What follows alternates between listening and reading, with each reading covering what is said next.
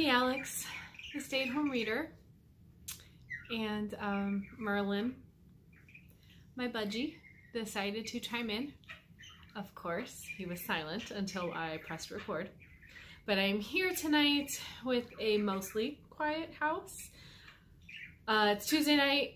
Nate and the kids are off at basketball practice, so I'm going to go over my January reads. Made a really basic tracker. So this is my TBR tracker. Down the side in colors, I just have all the months. I am tracking the total read, DNF,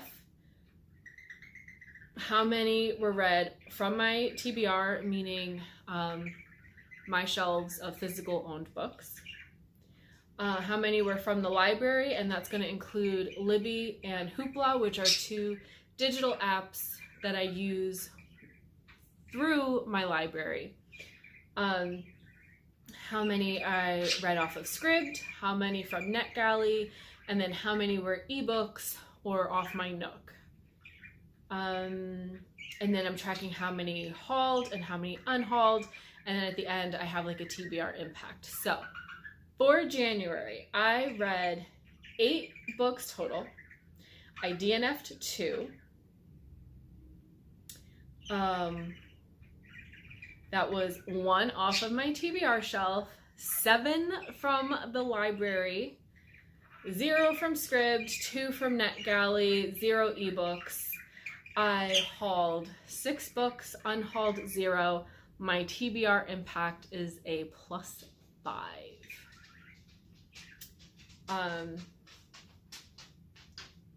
Yeah, my total read does not include DNF. I don't know if that was clear. That's like total completed read. And then the next sheet in the workbook looks like this. I don't think you can actually see it. There's a glare. Sorry. But it's basically just the title, author, source, format, and star rating, and I just break it up by the month with a color bar. So, for January, I read Lone Women by Victor LaValle. That was from NetGalley, and I gave it 5 stars. There is a reading vlog for that. That was my first book of the year. That's kind of what started me on this, like, holy crap, do I like Westerns kind of journey. That book followed a woman traveling to claim land. She has a secret. It is a horror book. So there is some gore, but I loved it. So it's a new book, historical fiction, Western genre. Horror, yeah. Then I read The Sacrament by Olaf Olafsson. This I got from the library, and I read and listened to it, which is something I like to do a lot. And either I read while I listen to the audiobook, or I just kind of switch back and forth between the two formats, and it helps me focus. It helps me get books finished. I have a full review on my Instagram. Actually, I've been doing really good where all of the books I have finished are on my Instagram wall. Is it a wall? That's Facebook. My Instagram grid. Sorry, I gotta get the social media platform lingo correct. On my Instagram grid, you will find reviews for all of the books I have finished so far. Not the most recent, but as far as January is concerned, they're all up there. This is a 4.5 star book for me. It follows a nun who is appointed by the Vatican to travel to Iceland to investigate allegations of a priest behaving inappropriately with the male students at the church school, where he's the headmaster. And so it follows her on that trip with that investigation.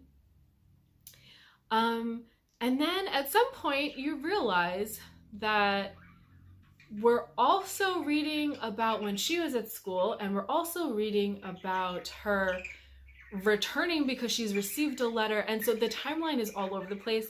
And the reason it's a 4.5 star and not a 5 star is because I found that confusing. For about half the book, I thought I was missing something. I thought my attention had drifted from the audio.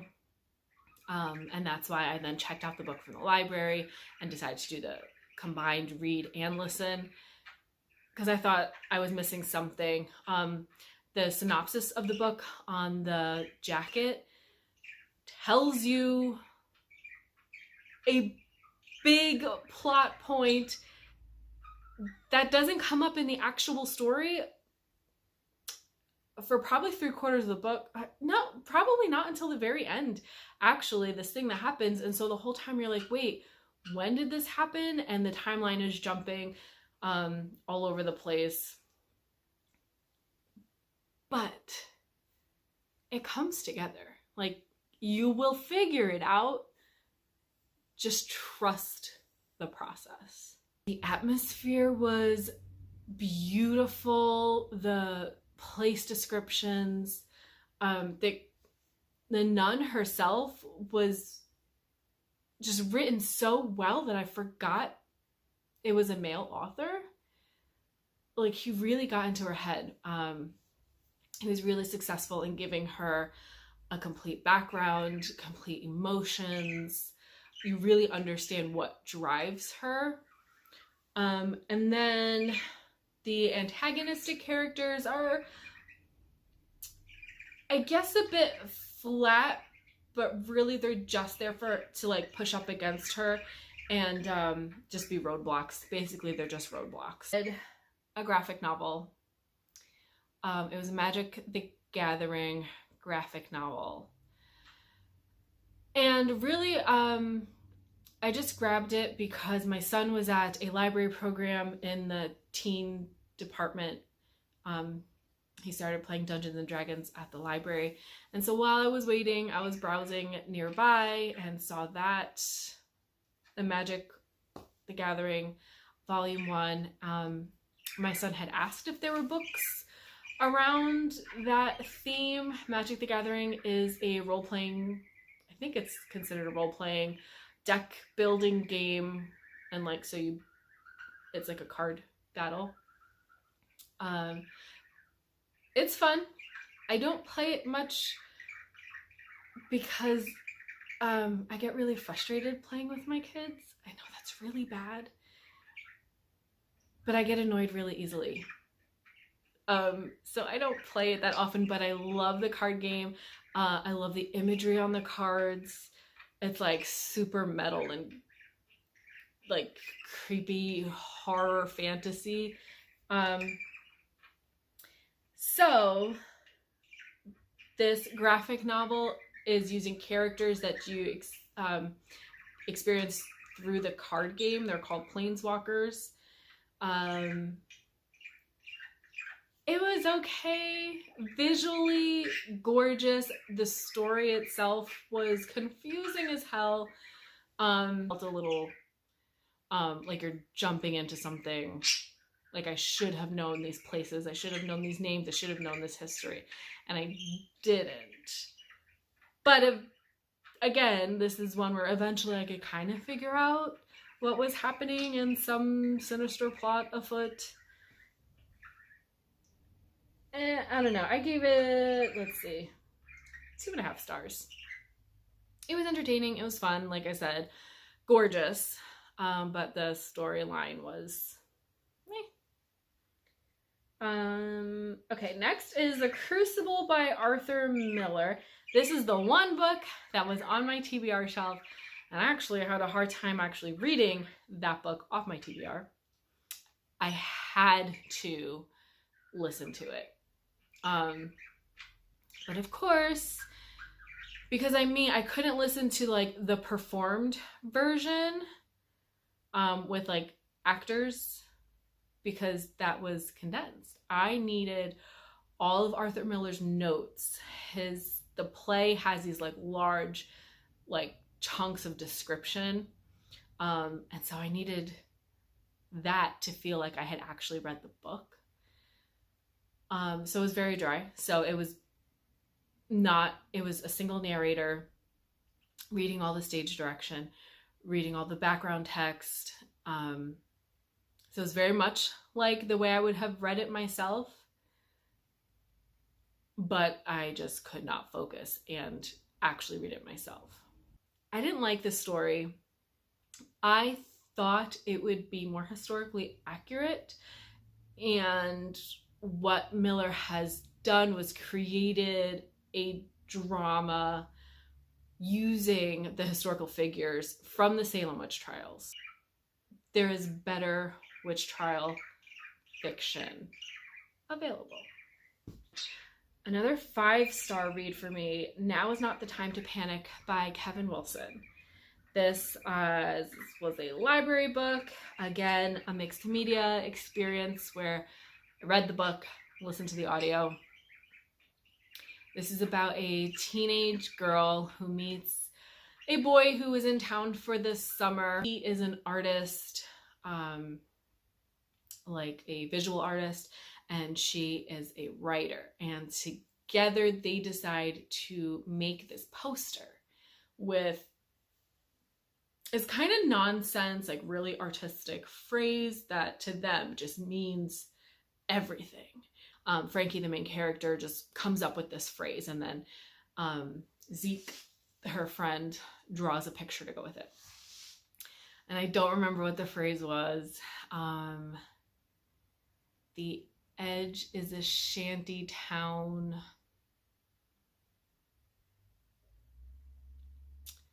We are all fugitives, or something like that. We are fugitives, and the law is skinny with hunger for us.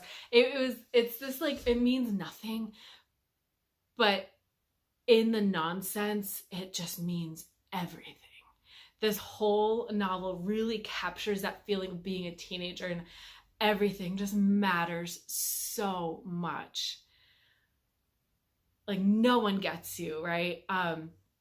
So anyway, they start plastering this poster that they've made all over town and basically induce this satanic panic throughout their town, throughout the state, throughout the country, and internationally. And so you just watch this like nightmare unfold. It is like a snowball rolling downhill, just getting out of hand.